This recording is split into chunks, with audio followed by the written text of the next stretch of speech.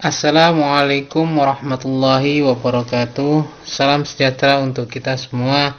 Semoga Tuhan Yang Maha Esa selalu melindungi kita dan memberkahi kesehatan kepada kita semua, serta semangat untuk terus belajar.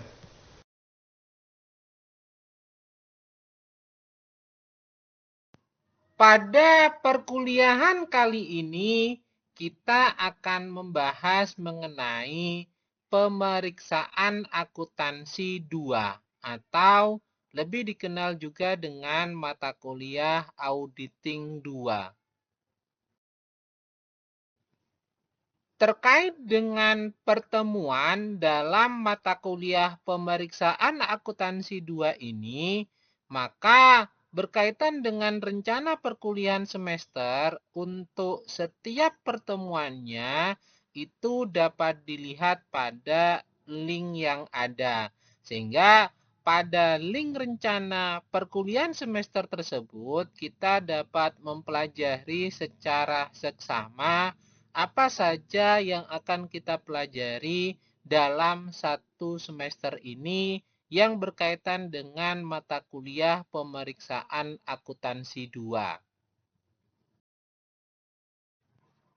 Kalau kita lihat dalam rencana perkuliahan semester untuk pemeriksaan akuntansi 2 ini, maka pada pertemuan pertama kita akan membahas mengenai metodologi audit.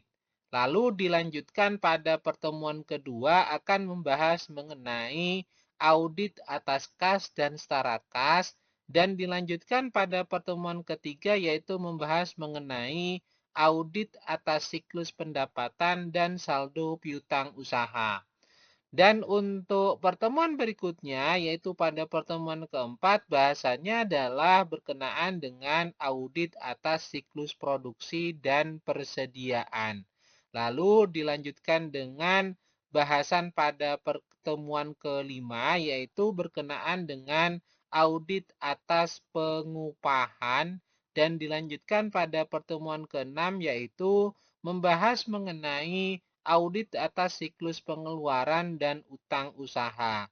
Dan dilanjutkan pada pertemuan ketujuh yaitu berkenaan dengan audit atas ekuitas pemegang saham. Dan pada pertemuan ke-8 kita akan melaksanakan ujian tengah semester sebagai bentuk evaluasi dalam tengah semester dari pertemuan 1 sampai pertemuan 7 tersebut. Lalu dilanjutkan pada pertemuan ke-9, bahasan kita adalah berkenaan dengan audit internal, dan di periode pertemuan ke-10 bahasanya adalah berkenaan dengan audit perbantuan teknologi informasi, dan pada pertemuan ke-11 kita akan membahas mengenai penyusunan kertas kerja pemeriksaan, dan pertemuan ke-12 kita akan membahas mengenai penyelesaian pekerjaan audit, opini audit, dan laporan audit. Selanjutnya pada pertemuan ke-13 bahasan kita adalah berkenaan dengan etika profesi dan skeptisme profesional auditor. Lalu dilanjutkan pada pertemuan ke-14 yaitu berkenaan dengan audit atas kecurangan atau fraud dan tanggung jawab auditor. Serta pada pertemuan ke-15 kita akan membahas mengenai audit berbasis ISA atau International Standard on Auditing. Dan perkuliahan ditutup pada pertemuan ke-16 yaitu dengan ujian akhir semester.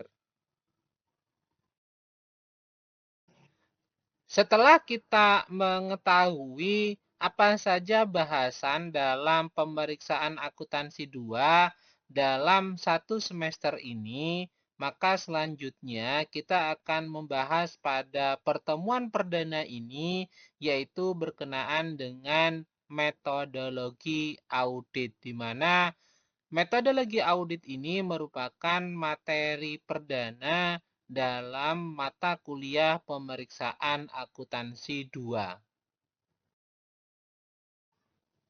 Dalam materi mengenai metodologi audit, bahasan yang akan kita lakukan yaitu yang pertama adalah berkenaan dengan pengantar dari metodologi audit itu sendiri, lalu dilanjutkan dengan bahasan mengenai tujuan dan manfaat dari dilakukannya metodologi audit, lalu bahasan dilanjutkan dengan tahapan dan metodologi audit, serta dilanjutkan dengan pendekatan audit berbasis risiko, dan juga kita akan membahas mengenai compliance test serta substantif test.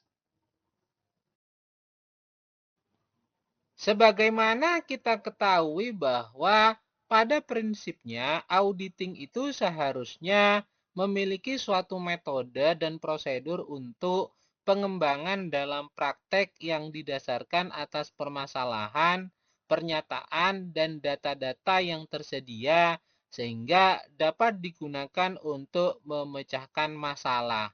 Sehingga dalam hal ini perlu adanya yang namanya metodologi audit.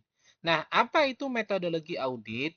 Metodologi audit ini merupakan serangkaian langkah, prosedur, dan teknik yang digunakan oleh auditor untuk merencanakan, melaksanakan, dan mengevaluasi audit secara sistematis guna memastikan bahwa tujuan audit dalam hal ini itu tercapai dan hasilnya dapat diandalkan. Nah, terkait dengan hal tersebut, maka metodologi audit ini meliputi mengenai desain pengujian pengendalian terhadap berbagai siklus transaksi entitas dan desain pengujian substantif terhadap berbagai saldo akun signifikan yang ada dalam laporan keuangan. Penyusunan metodologi audit tentunya dirancang agar proses audit itu dapat dilakukan secara terarah, efisien, dan sesuai dengan standar profesional. Oleh karena itu, ada beberapa tujuan dalam penyusunan metodologi audit, di mana yang pertama adalah memberikan keyakinan atas kewajaran laporan keuangan. Dalam hal ini tentunya menilai apakah laporan keuangan yang disajikan oleh perusahaan ini disajikan secara wajar sesuai dengan standar akuntansi yang berlaku. Misalnya dalam hal ini yang dijadikan dasar standar akuntansi adalah PSAK atau Pernyataan Standar Akuntansi Keuangan, atau menggunakan landasan IFRS yaitu International Financial Reporting Standard. Dan tujuan yang kedua dalam penyusunan metodologi audit adalah mendeteksi dan mencegah salah saji material. Hal ini tentunya fokus pada area yang memiliki resiko tinggi agar kesalahan material ini tidak luput dari pelaksanaan audit tersebut.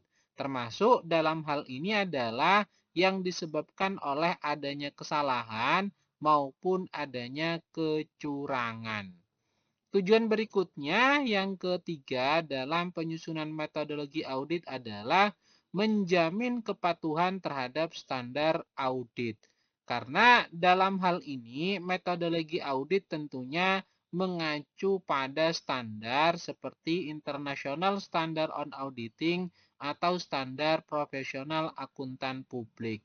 Sehingga dalam hal ini auditor itu perlu untuk patuh pada prinsip yang ada pada standar auditor tersebut atau standar auditing tersebut. Seperti dalam hal ini adalah independensi, profesionalisme, dan skeptisme profesional. Tujuan berikutnya yang keempat dalam metodologi audit ini adalah tentunya menentukan prosedur dan teknik audit yang efektif dalam menyediakan panduan untuk memilih prosedur yang sesuai. Seperti misalnya pengujian substantif, pengujian pengendalian, konfirmasi, observasi, ataupun hal lainnya yang perlu dilakukan dalam prosedur dan teknik audit agar pelaksanaan audit tersebut itu dapat berjalan dengan baik dan efektif. Dan yang terakhir dalam tujuan penyusunan metodologi audit adalah tentunya membantu auditor dalam menyusun opini audit berdasarkan pada bukti yang telah dikumpulkan dalam proses audit. Tentunya dalam hal ini auditor dapat menyusun opini audit. Sebagaimana kita ketahui bahwa opini opini auditor itu dapat berbentuk opini wajar tanpa pengecualian atau opini wajar dengan pengecualian atau opini tidak wajar atau pernyataan tidak memberikan pendapat atau bahkan opini wajar tanpa pengecualian dengan paragraf penekanan.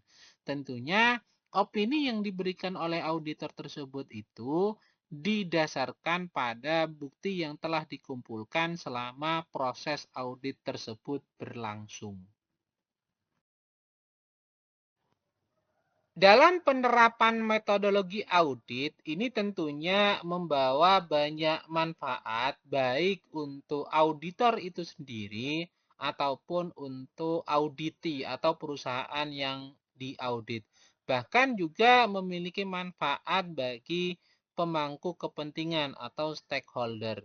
Nah, manfaat metodologi audit bagi auditor tentunya berhubungan dengan struktur dan panduan di mana ini memberikan langkah sistematis dalam pelaksanaan audit dari perencanaan hingga pelaporannya. Selain itu juga berkaitan dengan efisiensi kerja karena tentunya sumber daya yang dialokasikan itu akan optimal fokus pada area yang berisiko tinggi dengan adanya metodologi audit yang diterapkan. Dan selain itu juga berhubungan dengan kualitas audit yang terjaga karena audit dilakukan dengan dokumentasi dan prosedur yang jelas dan sesuai dengan standar. Selain itu, manfaat bagi auditor dalam metodologi audit ini adalah tentunya mengurangi resiko profesional karena menghindari kesalahan atau kelalaian yang bisa berdampak hukum. Kenapa? Karena sudah didasarkan pada metodologi audit yang memberikan langkah sistematis dalam pelaksanaan audit dari perencanaan hingga pelaporan auditnya. Nah, untuk manfaat dengan adanya metodologi audit bagi perusahaan atau bagi auditi, tentunya ini menjadi umpan balik yang objektif di mana dalam hal ini perusahaan mendapatkan masukan tentang kelemahan sistem pengendalian internal yang dimilikinya. Dan dalam hal ini tentunya dapat melakukan perbaikan dari saran atau temuan audit tersebut.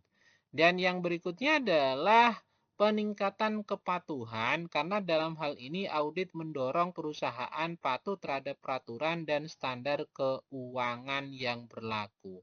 Selain itu juga berkaitan dengan transparansi dan kredibilitas di mana dalam hal ini tentunya meningkatkan kepercayaan investor, kreditor, dan pemegang saham sehingga dapat menjalankan operasional perusahaan menjadi lebih baik kembali. Nah, untuk manfaat mengenai metodologi audit bagi pemangku kepentingan atau stakeholder, ini tentunya berkaitan dengan diperolehnya informasi yang andal. Karena dalam hal ini pengguna laporan keuangan itu dapat mengambil keputusan berdasarkan pada data yang telah diaudit.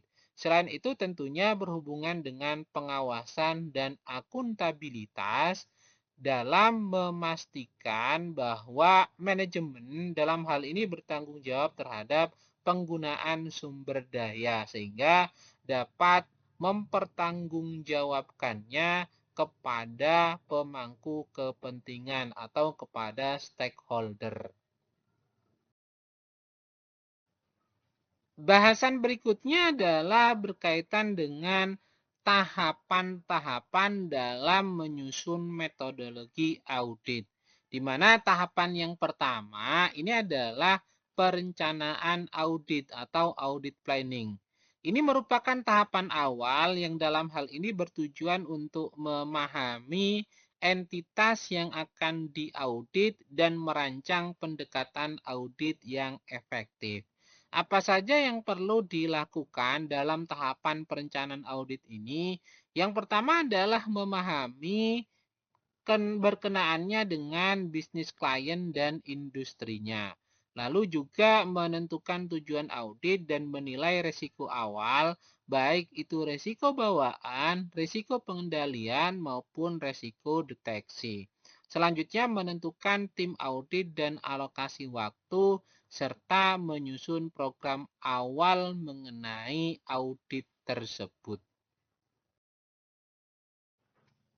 Tahapan berikutnya yang kedua dalam menyusun metodologi audit adalah pemahaman dan evaluasi mengenai pengendalian internal. Dalam hal ini tentunya menilai sejauh mana sistem pengendalian internal ini dapat diandalkan dalam mencegah atau mendeteksi terhadap kesalahan atau adanya kecurangan yang terjadi pada perusahaan yang diaudit. Nah, dalam hal ini ada beberapa langkah-langkah yang dapat dilakukan untuk melakukan pemahaman dan evaluasi mengenai pengendalian internal perusahaan. Yang pertama yaitu menganalisis struktur organisasi dan sistem informasi yang ada pada perusahaan tersebut. Lalu mengidentifikasi dan mendokumentasikan mengenai pengendalian yang relevan dan dilanjutkan dengan menguji efektivitas pengendalian. Dan yang berikutnya, yang terakhir adalah menentukan tingkat ketergantungan auditor terhadap sistem tersebut. Sehingga dari tahapan-tahapan tersebut tentunya dapat dilakukan pemahaman dan evaluasi mengenai pengendalian internal yang terjadi pada perusahaan atau pada perusahaan yang diaudit. Tahapan penyusunan metodologi audit yang berikutnya yaitu penilaian resiko audit, di mana dalam hal ini tentunya perlu untuk menentukan sejauh mana resiko salah saji material yang terdapat dalam laporan keuangan. Dan kita ketahui bahwa ada 3 jenis resiko yang dinilai, yaitu risiko bawaan, risiko pengendalian, dan risiko deteksi. Nah, terkait dengan risiko bawaan atau inherent risk, ini merupakan risiko yang terdapat kesalahan material dalam laporan keuangan sebelum mempertimbangkan adanya pengendalian internal. Maksudnya adalah risiko bawaan ini melekat pada sifat akun atau transaksi tertentu, sehingga semakin kompleks, subjektif, atau rentan terhadap penipuan suatu akun, maka semakin tinggi resiko bawaannya. Contoh misalnya dalam hal ini adalah perusahaan yang dalam hal ini memiliki banyak transaksi derivatif keuangan yang kompleks, tentunya memiliki resiko bawaan yang tinggi. Atau contoh lainnya terkait dengan estimasi akuntansi seperti penilaian goodwill atau piutang tak tertagih, ini juga memiliki resiko bawaan tinggi karena bergantung pada asumsi.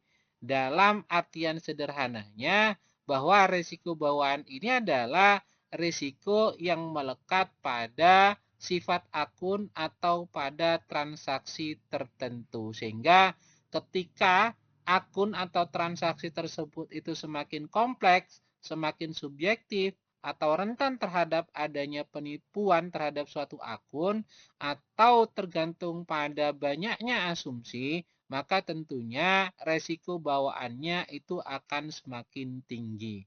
Dan resiko berikutnya yang kedua adalah berkaitan dengan resiko pengendalian atau control risk, di mana risiko pengendalian ini merupakan risiko kesalahan material yang tidak akan dicegah atau dideteksi dan dikoreksi secara cepat atau tepat waktu oleh sistem pengendalian internal perusahaan.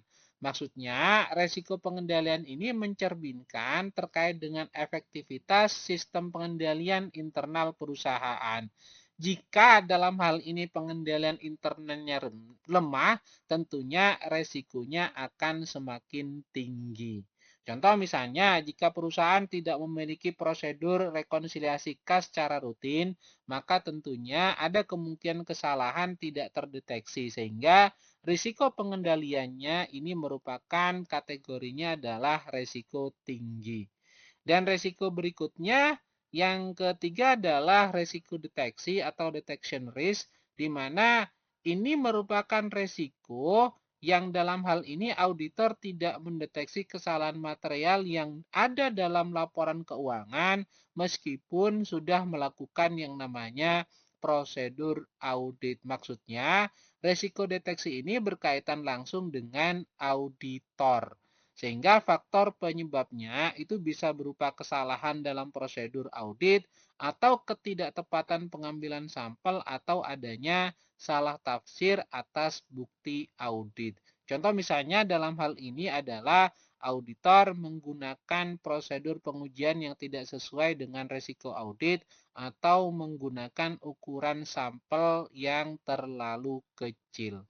Nah, terkait dengan tiga resiko tersebut, tentunya ada keterkaitan atau ada hubungan antara resiko-resiko audit tersebut.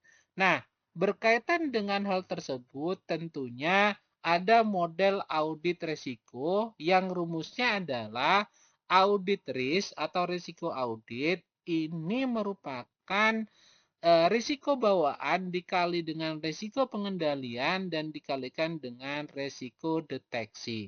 Sehingga audit risk atau risiko audit ini merupakan risiko yang dalam hal ini auditor salah memberikan opini bahwa laporan keuangan ini bebas dari salah saji material padahal sebenarnya tidak, yang diakibatkan adanya salah satu dari tiga jenis risiko tersebut. Nah, auditor dapat mengontrol terhadap risiko deteksi dengan menyesuaikan sifat, waktu, dan luasnya prosedur audit. Sedangkan terkait dengan risiko bawaan dan risiko pengendalian, maka dalam hal ini risiko ini tentunya melekat pada entitas atau perusahaan dan tidak dapat dikendalikan secara langsung oleh auditor, tapi dapat dinilai dan direspon oleh auditor pada pelaksanaan audit tersebut, sehingga tentunya berpengaruh terhadap opini yang diberikan oleh auditor. Tahapan berikutnya dalam penyusunan metodologi audit adalah penyusunan program audit, di mana program audit ini merupakan pedoman tertulis yang merinci prosedur audit yang akan dilakukan atau merupakan rencana kerja tertulis yang berisi langkah-langkah rinci yang harus dilakukan oleh auditor dalam proses pemeriksaan laporan keuangan. Tentunya dalam hal ini, dokumen ini menjadi pedoman sistematis untuk membantu auditor dalam mencapai tujuan audit secara efisien dan efektif. Nah, terkait dengan isi dari program audit, ini meliputi tujuan dari pemeriksaan untuk setiap akun atau transaksi, dan yang kedua adalah prosedur audit yang dilakukan, dan yang ketiga adalah jenis bukti audit yang dibutuhkan, dan juga waktu pelaksanaan serta penanggung jawab pelaksanaan tersebut. Nah, terkait dengan tujuan dari program audit, ini tentunya memberikan panduan bagi tim audit, menjamin bahwa semua area penting itu diperiksa pada saat pelaksanaan audit, dan juga tentunya menghindari terhadap kelalaian prosedur yang perlu untuk dilakukan, dan membantu dalam pengawasan dan peninjauan kerja terhadap auditor, serta sebagai bentuk dokumentasi dalam pekerjaan audit yang dapat dipertanggungjawabkan. Tahapan berikutnya dalam penyusunan metodologi audit adalah pelaksanaan audit atau substantif tes, di mana dalam hal ini tentunya auditor melakukan pengujian substantif atas akun-akun dan transaksi dalam laporan keuangan. Apa saja jenis pengujian dalam pelaksanaan audit substantif ini? Yang pertama adalah pengujian detail transaksi, di mana pengujian ini dilakukan untuk memeriksa mengenai transaksi-transaksi individual guna memastikan bahwa setiap transaksi itu dicatat secara benar dan sesuai dengan prinsip akuntansi yang berlaku. Tujuannya yaitu untuk mendukung ketepatan pencatatan dan keabsahan transaksi yang terjadi selama periode tertentu. Nah, contoh dalam pengujian detail transaksi, contohnya misalnya memeriksa apakah faktur penjualan ini ada untuk memastikan mengenai transaksi tersebut itu benar terjadi atau tidak. Atau misalnya mencocokkan bukti pembayaran dengan pencatatan di buku kas.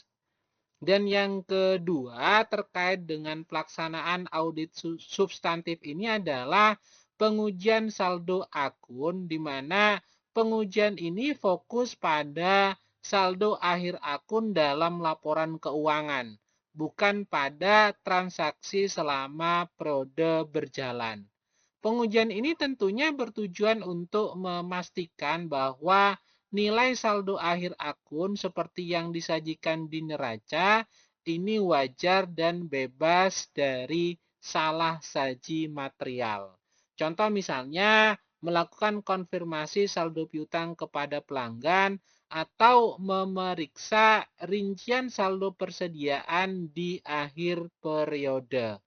Nah, untuk yang prosedur yang pelaksanaan audit yang ketiga adalah prosedur analitis, di mana dalam hal ini melibatkan analisis terhadap hubungan atau tren antara data keuangan dan data non-keuangan untuk mengidentifikasi kemungkinan salah saji. Dalam hal ini tentunya prosedur analitis ini perlu dilakukan untuk menilai mengenai kewajaran akun melalui perbandingan dan analisis, bukan melalui pemeriksaan dokumen transaksi satu per satu. Contoh misalnya dalam hal ini adalah membandingkan rasio keuangan tahun ini dengan tahun lalu atau menganalisis tren penjualan dan biaya operasional dari bulan ke bulan. Tahapan berikutnya dalam penyusunan metodologi audit adalah evaluasi bukti audit, di mana dalam hal ini menilai apakah bukti yang dikumpulkan itu cukup dan tepat untuk mendukung terhadap kesimpulan audit.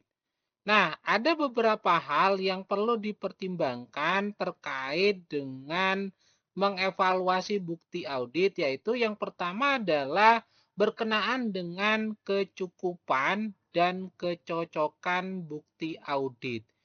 Dalam hal ini, kecukupan atau quantity ini tentunya mengacu pada jumlah bukti audit yang dikumpulkan. Semakin tinggi resiko salah saji, tentunya semakin banyak bukti yang dibutuhkan.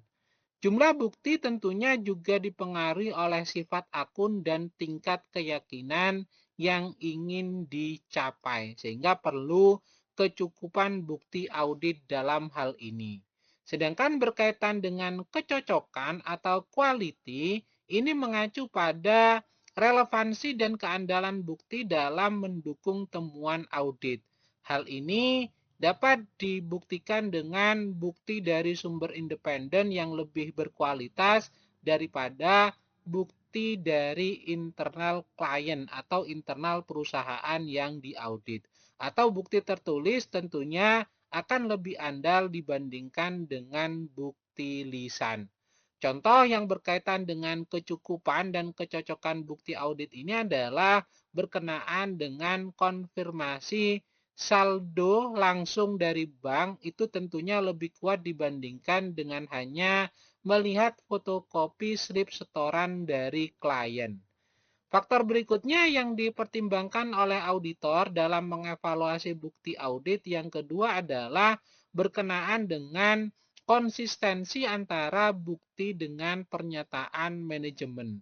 Dalam hal ini, auditor tentunya akan menilai apakah bukti yang dikumpulkan itu selaras dengan pernyataan atau penjelasan dari pihak manajemen. Jika bukti bertentangan dengan klaim manajemen, tentunya dalam hal ini auditor harus menggali lebih dalam. Karena kita ketahui bahwa inkonsistensi bisa terjadi indikasi salah saji atau bahkan ada niat untuk melakukan kecurangan atau manipulasi. Contoh misalnya terkait dengan konsistensi antara bukti dengan pernyataan manajemen adalah manajemen menyatakan tidak ada masalah piutang, tapi hasil konfirmasi menunjukkan banyak pelanggan mengeluhkan ketidaksesuaian saldo, sehingga dalam hal ini perlu untuk ditindaklanjuti. Dan faktor yang terakhir yang perlu dipertimbangkan oleh auditor dalam mengevaluasi bukti audit adalah adanya indikasi kecurangan atau ketidaksesuaian. Dalam hal ini tentunya auditor harus peka terhadap tanda-tanda kecurangan atau penyimpangan yang muncul selama pengumpulan bukti audit. Termasuk dalam hal ini dokumen yang dimanipulasi, bukti yang tidak wajar, atau penjelasan yang tidak masuk akal. Jika dalam hal ini ada indikasi mengenai kecurangan atau ketidaksesuaian, maka auditor perlu untuk meningkatkan prosedur atau mengubah terhadap pendekatan audit. Contoh misalnya, tanda tangan dikonfirmasi pihak ketiga terlihat dipalsukan, atau manajemen dalam hal ini menolak memberikan akses ke dokumen tertentu tanpa alasan yang jelas. Sehingga kalau kita dapat simpulkan bahwa untuk menilai bukti audit, ini tentunya auditor perlu untuk mempertimbangkan apakah jumlah bukti itu cukup, bukti tersebut itu relevan dan andal, dan apakah bukti tersebut itu mendukung atau bertentangan dengan pernyataan manajemen, dan adakah tanda-tanda atau potensi kecurangan dari yang dilakukan oleh pihak manajemen. Tahapan berikutnya dalam penyusunan metodologi audit adalah penyusunan laporan audit, di mana dalam penyusunan laporan audit ini tentunya berisi opini auditor terhadap kewajaran laporan keuangan berdasarkan pada hasil pemeriksaan atau berdasarkan pada bukti audit yang diperoleh dalam proses audit tersebut. Dalam hal ini ada beberapa jenis opini audit, yaitu opini wajar tanpa pengecualian, opini wajar dengan pengecualian, opini tidak wajar, atau penolakan pemberian pendapat atau opini, dan opini wajar tanpa pengecualian dengan paragraf penekanan. Dan yang terakhir dalam penyusunan metodologi audit, tahapannya adalah berkenaan dengan tindak lanjut audit. Ini tentunya jika diperlukan oleh para pihak, baik itu auditor ataupun oleh auditi. Dalam hal ini jika ada temuan yang signifikan atau rekomendasi penting, tentunya auditor dapat melakukan tindak lanjut untuk memastikan perbaikan itu telah dilakukan atau tidak oleh pihak manajemen.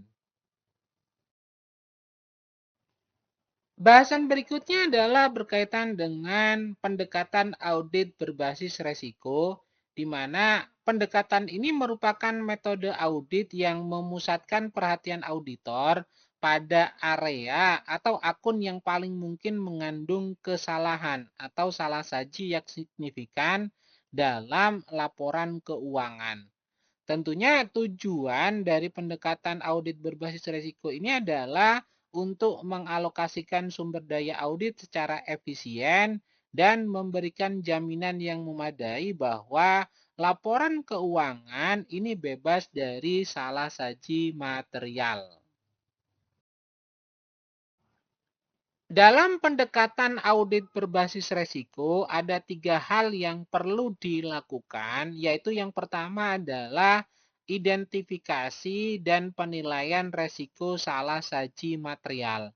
Tentunya dalam hal ini perlu untuk memahami mengenai entitas atau perusahaan yang diaudit, serta memahami mengenai pengendalian internal dari perusahaan tersebut, dan juga laporan keuangannya serta menentukan area mana yang rawan salah saji material. Karena kita ketahui bahwa salah saji material ini bisa terjadi karena adanya kesalahan atau error, atau bahkan bisa terjadi karena faktor kecurangan atau fraud. Sehingga dalam hal ini auditor ini harus mengidentifikasi area di mana resiko ini paling mungkin terjadi, baik secara keseluruhan maupun pada tingkat akun individual. Oleh karena itu, ada beberapa langkah-langkah yang dapat dilakukan untuk melakukan identifikasi dan penilaian risiko salah saji material ini. Yang pertama adalah perlu untuk memahami entitas dan lingkungannya. Sehingga dalam hal ini perlu untuk mempelajari mengenai sektor industri yang berhubungan dengan entitas atau perusahaan yang diaudit, struktur organisasinya, kebijakan akuntansi yang digunakan, serta faktor ekonomi dan peraturan yang relevan yang dalam hal ini berkaitan erat dengan perusahaan yang diaudit atau entitas tersebut. Langkah yang kedua adalah memahami mengenai pengendalian internal. Dalam hal ini tentunya menilai efektivitas sistem pengendalian internal dalam mencegah atau mendeteksi salah saji material. Jika pengendalian internalnya lemah, tentunya resiko salah saji ini akan lebih tinggi. Sehingga dalam hal ini, auditor perlu untuk mengantisipasinya dan perlu untuk melakukan identifikasi awal mengenai resiko salah saji material tersebut. Dan langkah yang berikutnya untuk melakukan identifikasi dan penilaian resiko salah saji material ini adalah melakukan analisis awal laporan keuangan, yaitu dengan cara melakukan analisis rasio, perbandingan tren historis, serta fluktuasi yang tidak biasa. Sehingga dari hal tersebut itu dapat melakukan analisis awal mengenai laporan keuangan yang memungkinkan adanya resiko salah saji material. Langkah yang berikutnya yang keempat adalah tentunya menilai resiko salah saji material. Dalam hal ini, auditor menggunakan judgement profesional untuk menetapkan mengenai resiko bawaan, resiko pengendalian, dan resiko deteksi. Sehingga dapat menilai mengenai resiko salah saji material yang mungkin terjadi pada perusahaan tersebut. Ada beberapa contoh mengenai area yang berisiko tinggi, yaitu misalnya piutang usaha, di mana potensi resikonya adalah tidak tertagih atau estimasi cadangan yang tidak memadai. Area lainnya yang berisiko tinggi yaitu persediaan, di mana potensi resikonya adalah penilaian harga yang tidak sesuai atau adanya pencatatan fiktif. Area yang berikutnya yang berisiko tinggi yaitu pendapatan, di mana potensi resikonya adalah adanya pengakuan pendapatan yang terlalu awal atau revenue recognition. Dan area berikutnya yang berisiko tinggi yaitu transaksi pihak berelasi, di mana potensi resikonya adalah tidak diungkapkan secara wajar. Atau mungkin area berisiko tinggi lainnya adalah berkenaan dengan aset tetap, di mana potensi resikonya adalah penyusutan tidak dihitung dengan benar atau tidak adanya fisik aset tetap tersebut. Hal berikutnya yang perlu dilakukan dalam pendekatan audit berbasis resiko adalah penentuan respon audit terhadap resiko. Tentunya setelah resiko dinilai, maka dalam hal ini auditor harus menyusun strategi respon yang sesuai. Dalam hal ini tentunya mendesain pengujian berdasarkan resiko yang ditentukan, sehingga ada beberapa tindakan yang perlu dilakukan, yaitu yang pertama adalah merancang prosedur audit khusus. Dalam hal ini tentunya fokus pada akun atau transaksi yang beresiko tinggi dan meningkatkan jumlah dan kedalaman pengujian bila hal tersebut itu diperlukan. Tindakan berikutnya yang perlu diperhatikan juga adalah meningkatkan pengujian substantif, karena dalam hal ini jika pengendalian internal lemah, maka lebih banyak pengujian substantif yang harus dilakukan. Nah, pengujian substantif ini merupakan prosedur audit yang dirancang untuk mendeteksi salah satu material pada tingkat asersi dalam laporan keuangan. Pengujian ini dilakukan setelah pengujian pengendalian atau ketika auditor menilai bahwa pengendalian internal ini tidak dapat diandalkan sepenuhnya. Tahapan berikutnya atau tindakan berikutnya yang perlu dilakukan yaitu adalah menyesuaikan tim audit yang dalam hal ini tentunya melibatkan auditor yang lebih berpengalaman untuk area yang berisiko tinggi. Tindakan berikutnya yaitu mengubah waktu dan luasan audit, di mana dalam hal ini audit bisa dilakukan mendekati akhir tahun untuk memastikan tidak ada perubahan yang signifikan atau memperluas sampel atau cakupan pengujian. Itulah beberapa tindakan yang perlu dilakukan dalam penentuan respon audit terhadap risiko. Hal berikutnya yang terakhir yang perlu dilakukan dalam pendekatan audit berbasis risiko adalah fokus audit pada area berisiko tinggi, sehingga perlu untuk mengalokasikan sumber daya ke area yang berisiko tinggi tersebut. Pendekatan ini tentunya akan membuat audit yang lebih terarah dan lebih efisien, yaitu dengan menggunakan pendekatan audit berbasis resiko. Nah, fokus dalam hal ini tentu bermakna bahwa lebih banyak waktu dan sumber daya yang dialokasikan ke akun penting dan yang rawan salah saji. Juga bermakna bahwa pengujian lebih dalam terhadap estimasi akuntansi yang bersifat subjektif seperti cadangan kerugian piutang, goodwill, dan lainnya. Fokus juga berarti bahwa lebih ketat dalam mengkaji bukti audit dan dokumen pendukungnya, sehingga segala bentuk sumber daya ini dialokasikan secara fokus pada area yang berisiko tinggi. Bahasan berikutnya adalah terkait dengan compliance test atau pengujian pengendalian atau juga istilahnya adalah pengujian ketaatan. Di mana compliance test ini merupakan prosedur audit yang dilakukan untuk menilai mengenai efektivitas desain dan pelaksanaan pengendalian internal dari suatu perusahaan dalam mencegah atau mendeteksi salah saji material dalam sebuah laporan keuangan. Atau dengan kata lain, auditor ini pada prinsipnya berkenaan dengan compliance test ini adalah untuk mengetahui apakah sistem pengendalian internal suatu perusahaan ini benar-benar berjalan seperti yang seharusnya. Sehingga dalam hal ini tujuan dari pengujian pengendalian atau compliance test ini adalah yang pertama adalah untuk mengevaluasi mengenai efektivitas pengendalian internal. Selanjutnya menentukan sejauh mana auditor dapat mengandalkan pengendalian internal tersebut dan mengurangi tingkat pengujian substantif jika pengendalian ini terbukti efektif, serta menilai resiko pengendalian sebagai bagian dari penilaian resiko audit. Contoh misalnya terkait dengan pengendalian internal yang diuji yaitu berkenaan dengan kas misalnya. Dalam hal ini contoh pengendalian kas ini adalah otorisasi pengeluaran kas oleh dua pihak, di mana dengan pengendalian ini tentunya diharapkan dapat mencegah penyalahgunaan dana. Contoh lain terkait dengan pengendalian internal yaitu pada area piutang, di mana contoh pengendaliannya yaitu adanya persetujuan kredit pelanggan oleh pihak manajer.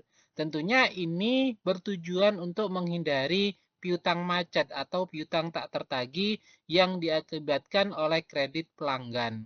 Contoh lain dalam pengendalian internal yaitu terkait dengan persediaan di mana contoh pengendaliannya misalnya adalah pencatatan masuk keluar barang dengan form gudang.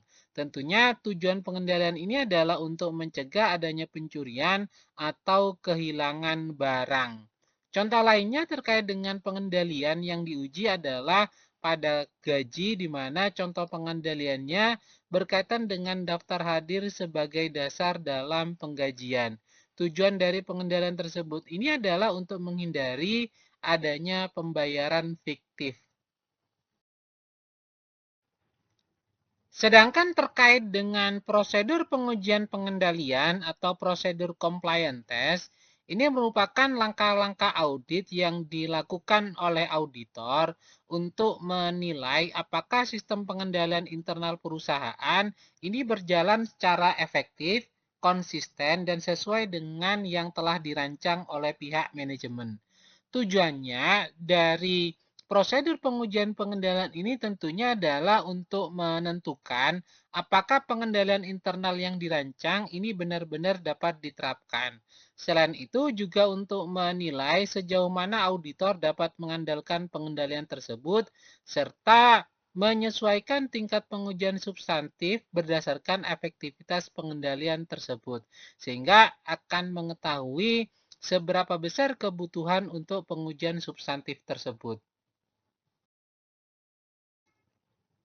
Terkait dengan prosedur pengujian pengendalian, ini ada 5 jenis prosedur pengujian pengendalian, di mana yang pertama adalah inquiries atau wawancara. Dalam hal ini tentunya pihak auditor bertanya kepada staf yang menjalankan pengendalian tentang bagaimana prosedur tersebut itu dilakukan. Jenis prosedur pengujian pengendalian yang kedua adalah observasi, di mana dalam hal ini auditor itu mengamati secara langsung mengenai pelaksanaan pengendalian pada saat terjadinya. Sedangkan jenis prosedur pengujian pengendalian yang ketiga adalah inspeksi dokumen, di mana dalam hal ini auditor memeriksa dokumen untuk melihat bukti bahwa pengendalian tersebut itu dilakukan. Misal dalam hal ini adalah memeriksa apakah ada tanda tangan sebagai bentuk otorisasi atau inspeksi dokumen lainnya.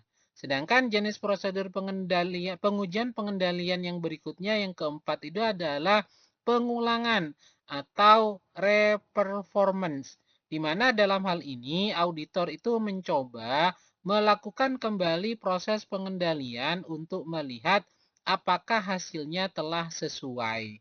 Sehingga dapat memastikan bahwa pengendalian yang dimiliki oleh perusahaan dapat berjalan secara efektif.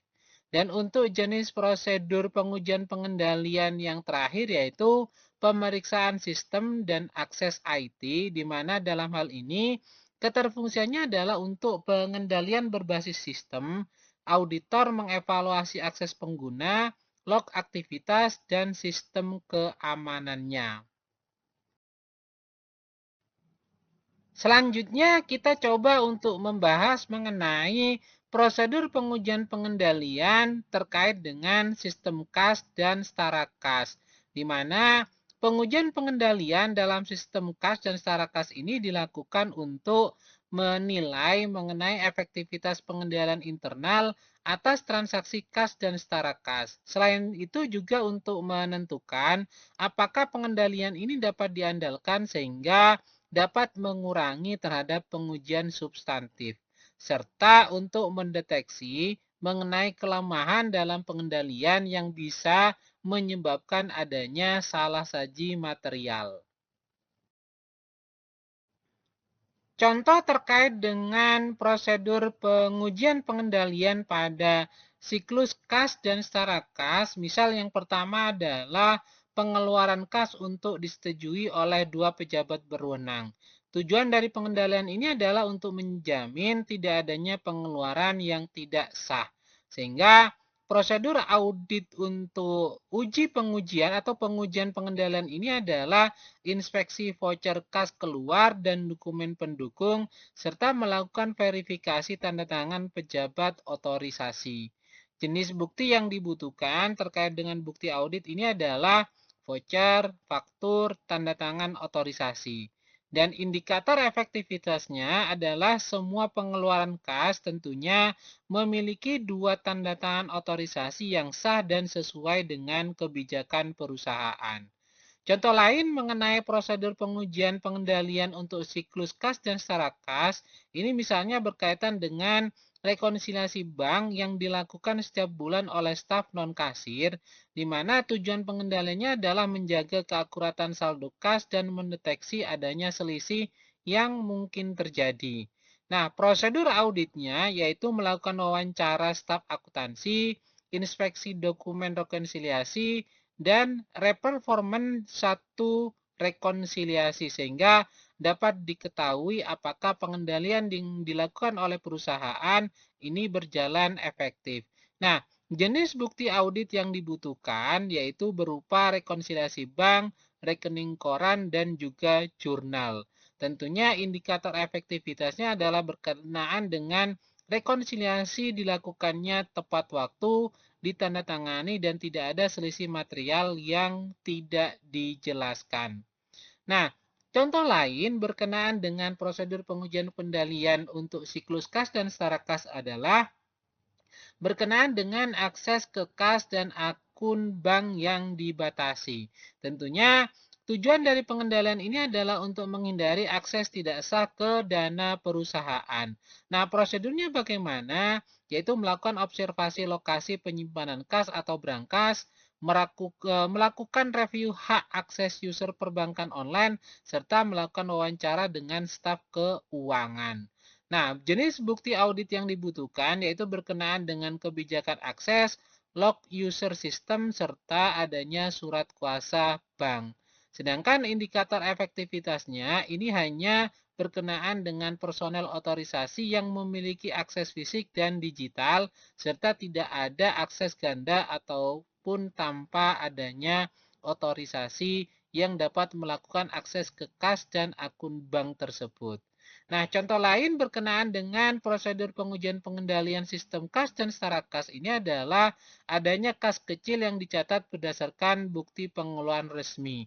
Tujuannya adalah untuk menjaga mengenai akurasi pencatatan dan penggunaan dana operasional. Sehingga prosedur yang digunakan terkait dengan pengujian pengendalian ini adalah melakukan cash opnam secara mendadak, melakukan inspeksi bukti pengeluaran berupa nota ataupun formulir, serta pemeriksaan pencatatan kas kecil. Dan untuk jenis bukti audit yang dibutuhkan adalah buku kas kecil, bukti nota, serta form permintaan dana.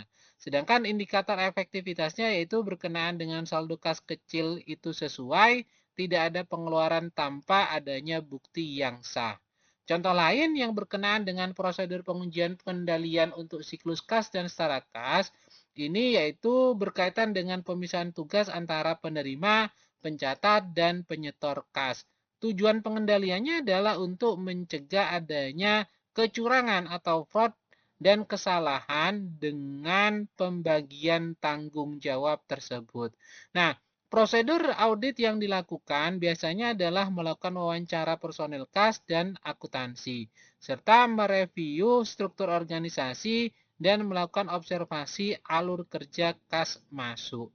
Jenis bukti audit yang dibutuhkan dalam hal ini yaitu mengenai bagian organisasi, protap, serta job description-nya.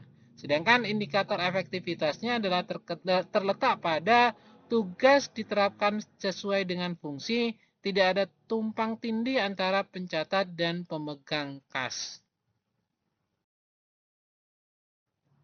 Contoh berikutnya terkait dengan prosedur pengujian pengendalian adalah untuk audit atas siklus pendapatan dan saldo piutang usaha, di mana pengujian pengendalian dalam siklus pendapatan dan saldo piutang usaha ini dilakukan untuk menilai mengenai efektivitas pengendalian internal yang diterapkan oleh manajemen dalam memproses transaksi pendapatan dan piutang, serta untuk menentukan mengenai tingkat risiko pengendalian yang akan mempengaruhi terhadap luas dan sifat pengujian substantif.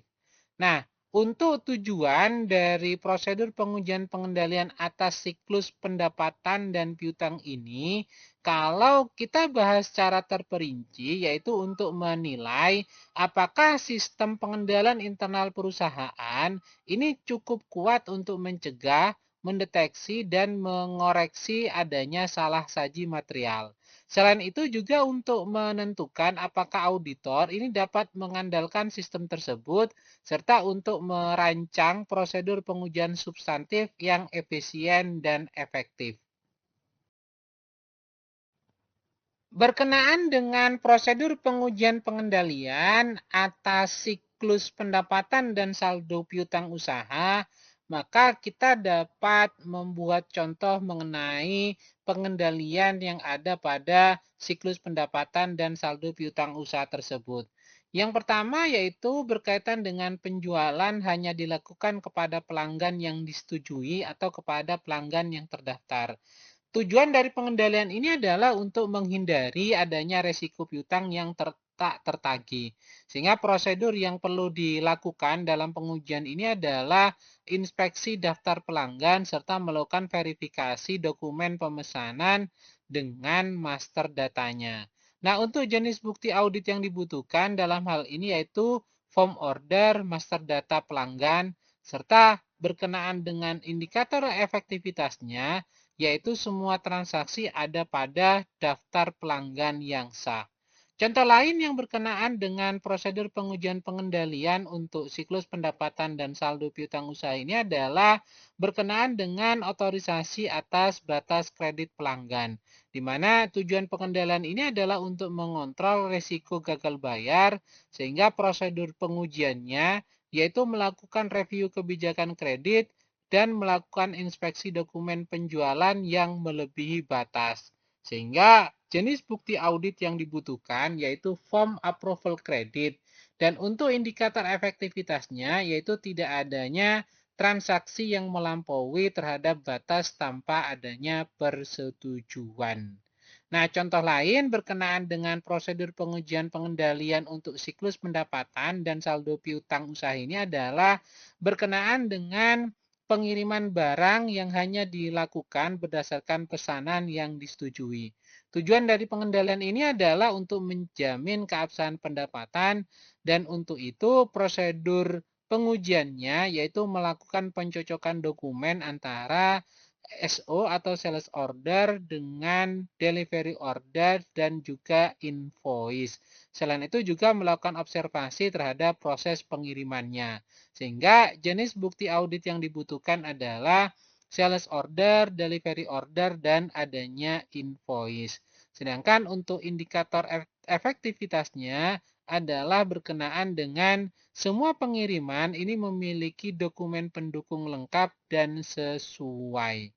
Nah, untuk contoh berikutnya mengenai prosedur pengujian pengendalian atas siklus pendapatan dan saldo piutang usaha ini berkenaan dengan pencatatan penjualan yang dilakukan oleh bagian terpisah dari pihak pengiriman.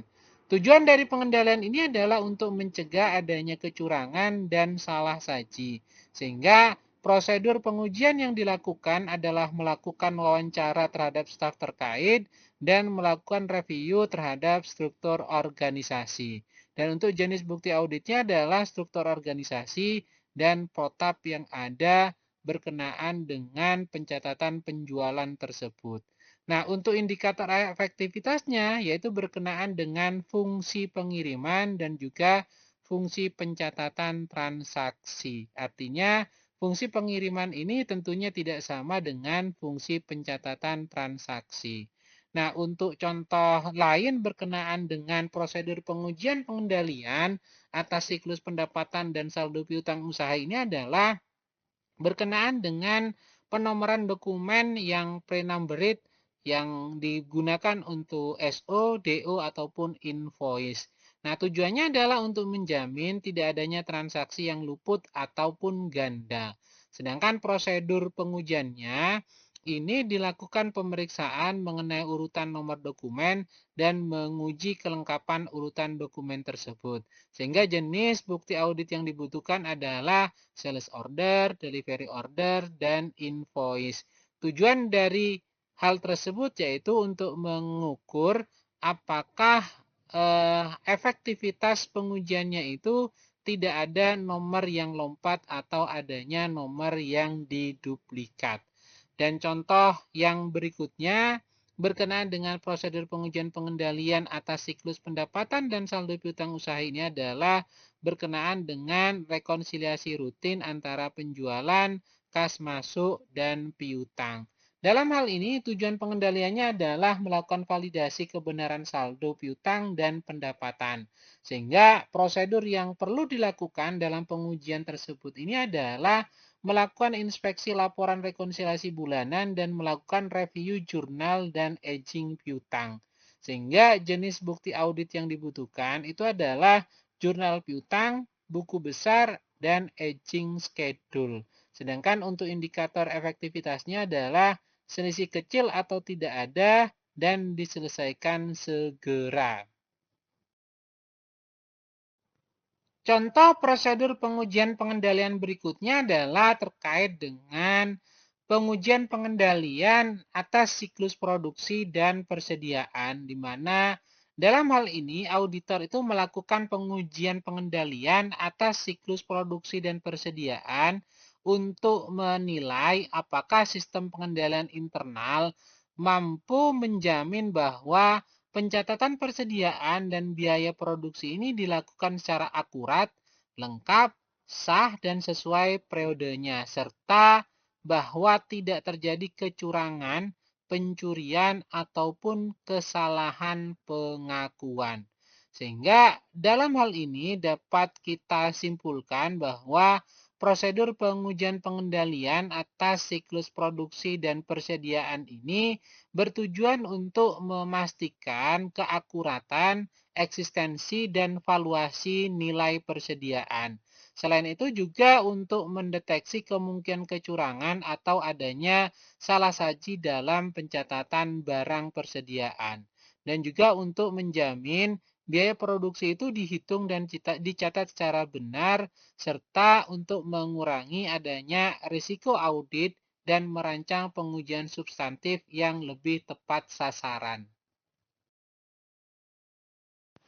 Berikut ini merupakan beberapa contoh yang berkaitan dengan prosedur pengujian pengendalian untuk siklus produksi dan persediaan, di mana contoh yang pertama adalah terkait dengan pengendalian internal bahwa dokumen permintaan bahan baku itu harus diotorisasi.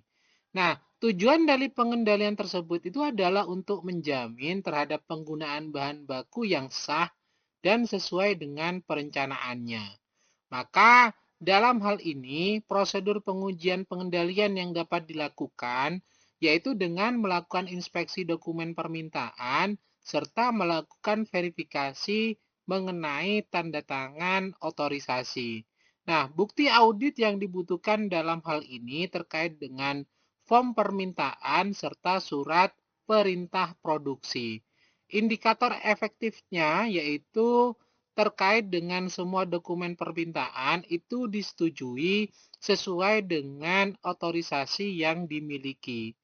Contoh berikutnya yang kedua, dalam hal audit atas siklus produksi dan persediaan adalah pencatatan barang masuk dan keluar ini dilakukan oleh pihak yang berbeda. Nah, tujuannya adalah untuk mencegah adanya manipulasi dan pencurian. Maka dalam hal ini, prosedur pengujian pengendalian yang dilakukan adalah melakukan wawancara terhadap staf gudang serta melakukan observasi terkait dengan alur penerimaan dan pengeluaran barang. Sehingga bukti audit yang dibutuhkan adalah terkait dengan SOP gudang atau protap gudang, log barang masuk atau keluar, artinya buku stok yang berkaitan dengan keluar masuknya barang. Nah, indikator efektivitas mengenai pengendalian ini adalah tidak adanya selisih barang yang tidak dapat dijelaskan. Contoh berikutnya berkaitan dengan audit atas siklus produksi dan persediaan adalah berkaitan dengan penyesuaian atas selisih fisik yang dilakukan oleh pihak independen. Tujuannya tentunya menjamin keakuratan saldo persediaan. Maka dalam hal ini, prosedur pengujian pengendalian yang dilakukan adalah melakukan inspeksi laporan stok Apnam dan melakukan review persetujuan atas penyesuaian tersebut.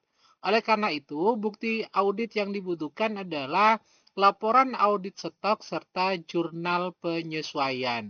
Indikator efektivitasnya yaitu semua penyesuaian ada dokumen persetujuannya, sehingga tidak hanya melakukan penyesuaian tanpa adanya dokumen persetujuan. Nah, contoh berikutnya terkait dengan audit atas siklus produksi dan persediaan adalah berkaitan dengan sistem penomoran berurutan pada dokumen produksi dan gudang. Ini tentunya menjamin tidak ada transaksi yang terlewat atau adanya transaksi ganda. Oleh karena itu, prosedur pengujian pengendalian yang dilakukan adalah dengan melakukan review urutan dokumen serta mencocokkan dengan buku besar. Bukti audit yang dibutuhkan yaitu terkait dengan dokumen pre-numbered, yaitu dokumen yang nomor urutnya itu berurutan. Nah, indikator efektivitasnya yaitu tidak ada dokumen yang hilang, lompat nomor, ataupun adanya nomor yang diduplikasi. Contoh berikutnya berkaitan dengan audit atas siklus produksi adalah adanya biaya produksi yang dihitung dan direview oleh akuntansi biaya dengan tujuan menjamin bahwa nilai yang disajikan dalam perhitungan HPP itu akurat. Maka prosedur pengujian pengendalian yang dilakukan adalah melakukan review kalkulasi biaya produksi serta melakukan verifikasi harga bahan, tenaga kerja, serta biaya overhead. Nah, bukti audit yang dibutuhkan dalam hal ini adalah laporan biaya produksi, tarif upah, serta tarif overhead. Sedangkan indikator efektivitasnya yaitu tidak ada defisiasi signifikan antara anggaran dan aktual tanpa alasan yang jelas. Nah, contoh berikutnya berkaitan dengan audit atas siklus produksi dan persediaan, yaitu pemisahan tugas antara perencanaan produksi, pelaksana, dan bagian pencatatan. Sehingga tujuan dalam hal ini yaitu mengurangi adanya resiko fraud dan adanya kesalahan. Sehingga dalam hal ini prosedur pengujian pengendalian yang dilakukan adalah wawancara terhadap staf produksi dan akuntansi serta melakukan tinjauan terhadap struktur organisasi. Nah, bukti auditnya yaitu berupa struktur organisasi dan job description-nya. Dan indikator efektivitasnya yaitu tidak ada tumpang tindih fungsi yang saling berkepentingan. Nah, contoh berikutnya terkait dengan audit atas siklus produksi dan persediaan adalah pemeriksaan kualitas produk oleh quality control sebelum barang jadi masuk ke gudang. Tujuannya adalah menjamin hanya produk yang sesuai standar yang diterima oleh pihak gudang. Nah, prosedur pengujian pengendalian yang dilakukan yaitu melakukan observasi proses di quality control serta melakukan inspeksi laporan hasil inspeksi. Maka dalam hal ini, bukti audit yang dibutuhkan adalah laporan inspeksi kualitas serta form pengujian yang dilakukan oleh quality control.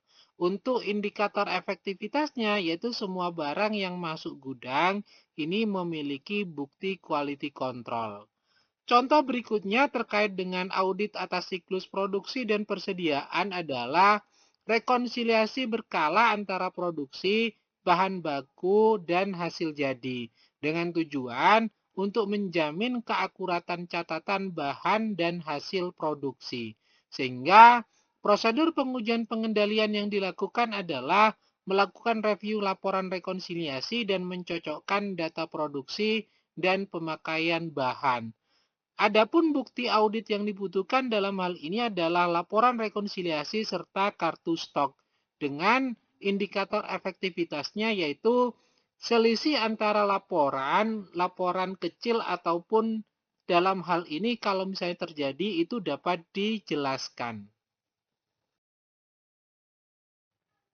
Contoh prosedur pengujian pengendalian berikutnya adalah terkait dengan audit atas siklus pengupahan, di mana dalam hal ini auditor itu melakukan pengujian pengendalian dalam siklus pengupahan untuk memastikan bahwa gaji dan upah itu dibayarkan hanya kepada karyawan sah.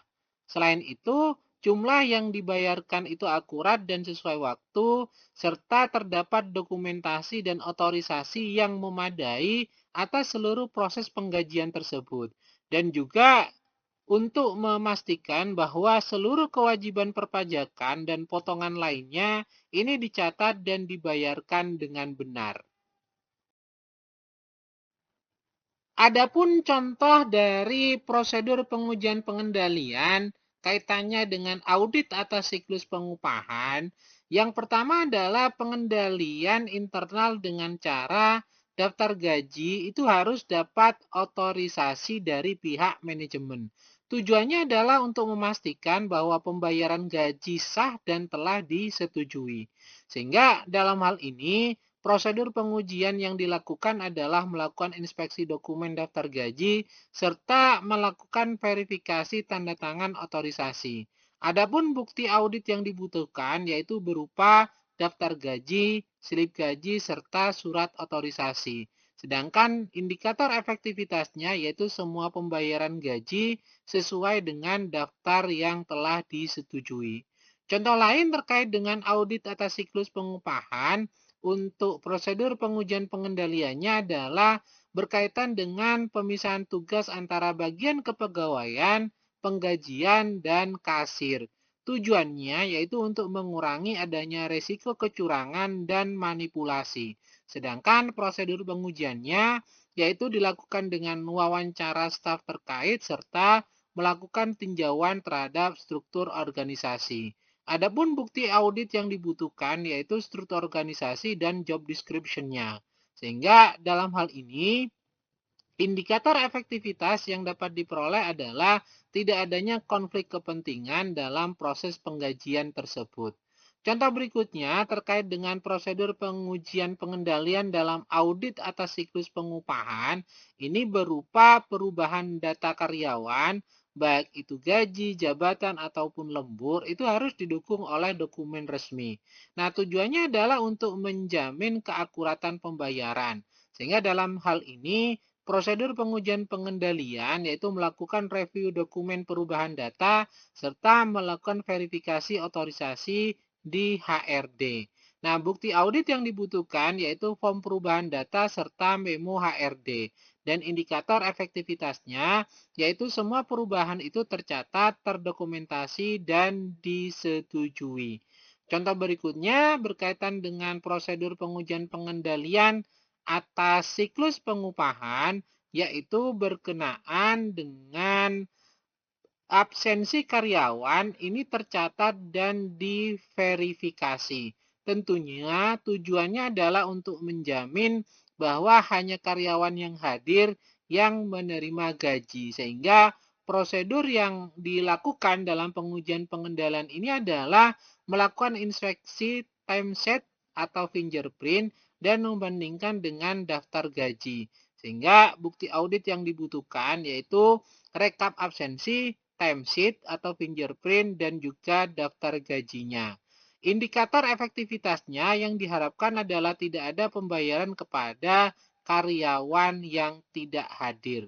Nah, contoh berikutnya yang berkaitan dengan audit atas siklus pengupahan adalah sistem penggajian ini menggunakan software terintegrasi dengan tujuan meningkatkan akurasi dan efisiensi pencatatan. Sehingga dalam hal ini prosedur pengujian pengendalian yang dilakukan adalah melakukan review sistem penggajian dan melakukan uji input-output terhadap sistem yang dimiliki. Bukti audit yang dibutuhkan dalam proses audit ini adalah output sistem payroll serta log sistemnya. Dan indikator efektivitasnya yaitu data konsisten dan minim adanya kesalahan dalam input software tersebut. Nah, contoh berikutnya terkait dengan audit atas siklus pengupahan untuk prosedur pengujian pengendalian, yaitu adanya rekonsiliasi bank untuk pembayaran gaji yang dilakukan secara rutin. Tujuannya adalah untuk menjamin bahwa tidak ada selisih antara pembayaran dan pencatatan. Tentunya dalam hal ini, prosedur pengujian pengendalian yang dilakukan yaitu melakukan inspeksi laporan rekonsiliasi serta mencocokkan dengan mutasi bank. Adapun bukti audit yang dibutuhkan yaitu rekonsiliasi bank serta bukti transfer payroll.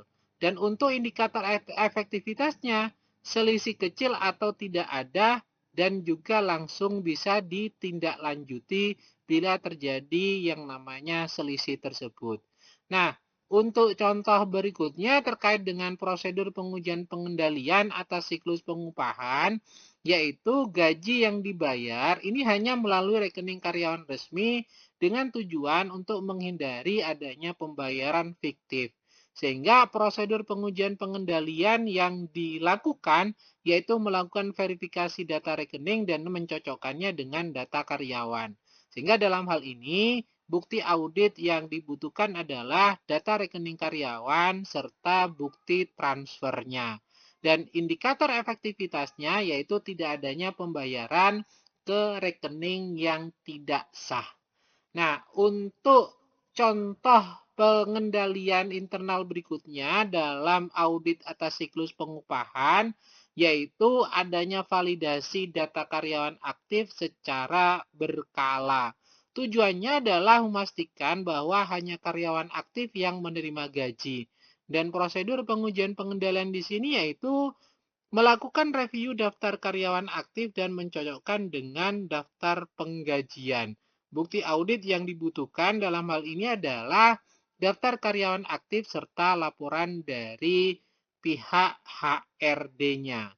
Dan untuk indikator efektivitasnya yaitu tidak ada gaji yang dibayarkan kepada karyawan yang telah resign atau yang telah di PHK.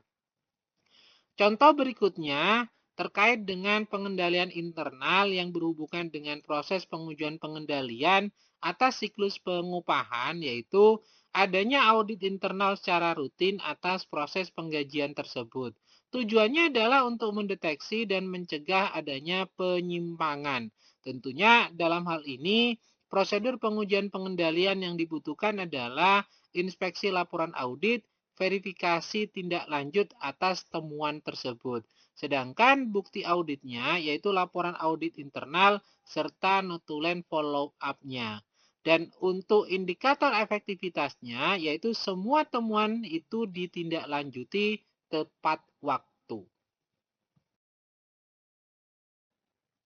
Contoh prosedur pengujian pengendalian berikutnya adalah terkait dengan audit atas siklus pengeluaran dan utang usaha. Di mana dalam hal ini prosedur pengujian pengendalian pada siklus ini dirancang untuk memberikan keyakinan bahwa seluruh proses pengeluaran dan pencatatan utang ini berjalan secara tertib, sah dan bebas dari kesalahan material atau adanya kecurangan.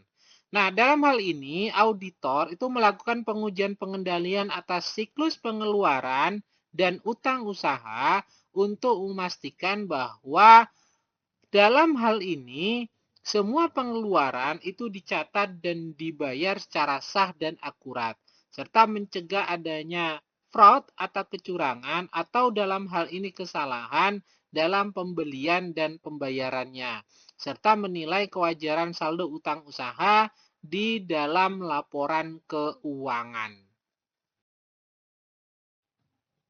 Oleh karena itu, tujuan dari prosedur pengujian pengendalian atas siklus pengeluaran dan utang usaha ini, yang pertama adalah menjamin bahwa pembelian barang dan jasa itu dilakukan secara sah.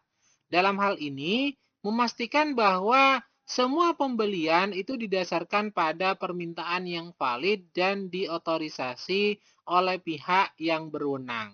Tujuan yang kedua adalah mencegah adanya kecurangan dan manipulasi dalam proses pembelian dan pembayaran. Sehingga dalam hal ini pengendalian yang baik tentunya mencegah adanya transfer fiktif, markup harga, atau adanya pembayaran ganda.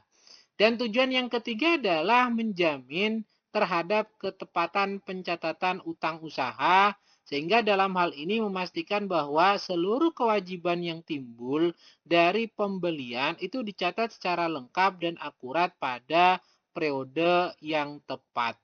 Nah, tujuan berikutnya yang keempat itu adalah menjaga integritas pemisahan fungsi antar bagian, yaitu bagian pembelian, bagian penerimaan, bagian akuntansi, dan juga bagian keuangan atau bagian kasir. Nah, dalam hal ini pemisahan tugas tersebut itu menghindari adanya konflik kepentingan dan meningkatkan akurasi serta keamanan transaksi. Nah, tujuan berikutnya terkait dengan prosedur pengujian pengendalian atas siklus pengeluaran dan utang usaha, yaitu memastikan bahwa semua pembayaran kepada pemasok itu diotorisasi dan tercatat dengan benar. Tentunya dalam hal ini, menghindari pembayaran tidak sah dan menjamin semua pengeluaran kas itu dicatat dengan rapi. Dan tujuan berikutnya adalah yang keenam, menjamin tidak ada transaksi pembelian atau pembayaran yang terlewatkan atau dicatat dua kali. Hal ini tentunya melalui sistem penomoran dokumen berurutan dan pengarsipan yang baik. Dan tujuan berikutnya yang ketujuh yaitu menilai kewajaran saldo utang usaha di dalam laporan keuangan dengan cara bahwa prosedur seperti rekonsiliasi dan konfirmasi pihak ketiga ini perlu untuk dilakukan. Sehingga dalam hal ini auditor dapat memastikan bahwa saldo utang usaha ini benar-benar mencerminkan kewajiban perusahaan. Nah, tujuan berikutnya terkait dengan prosedur pengujian pengendalian atas siklus pengeluaran dan utang usaha ini adalah memastikan terkait dengan kepatuhan terhadap kebijakan pembelian dan pembayaran perusahaan. Dalam hal ini termasuk syarat kredit, diskon pembelian, termin pembayaran, dan batas otorisasi. Apakah semuanya dipatuhi dalam menjalankan operasional perusahaan tersebut? Berikut ini adalah beberapa contoh terkait dengan pengendalian internal yang dilakukan oleh perusahaan terkait dengan prosedur pengujian pengendalian atas siklus pengeluaran dan utang usaha. Nah, pengendalian internal yang pertama yaitu berkaitan dengan pembelian yang hanya dilakukan kepada pemasok yang disetujui. Nah, tujuan dari pengendalian internal tersebut itu tentunya harapannya menghindari adanya pembelian fiktif atau dari vendor yang tidak terpercaya. Nah, untuk prosedur pengujian pengendalian yang dilakukan yaitu melakukan verifikasi daftar vendor resmi serta mencocokkan dokumen PO dengan daftar pemasok. Adapun bukti audit yang dibutuhkan yaitu master data vendor serta purchase order atau lebih dikenal dengan singkatan PO. Adapun indikator efektivitasnya yaitu semua PO tercatat pada vendor yang sah. Nah, contoh berikutnya berkaitan dengan pengendalian internal dalam prosedur pengujian pengendalian atas siklus pengeluaran dan utang usaha adalah dokumen pembelian berupa PO, faktur, ataupun penerimaan barang. Ini harus lengkap dan cocok. Tujuannya tentunya menjamin bahwa keabsahan transaksi dan pencatatan utang. Nah, adapun prosedur pengujian pengendalian yang dilakukan yaitu melakukan inspeksi PO, invoice, dan receiving report atau laporan kedatangan. Dan untuk pengujian atau prosedur pengujian pengendalian berikutnya yaitu melakukan three-way match, yaitu dengan mengkonekkan atau mengecek terhadap PO, receiving report, dan juga terhadap yang namanya invoice.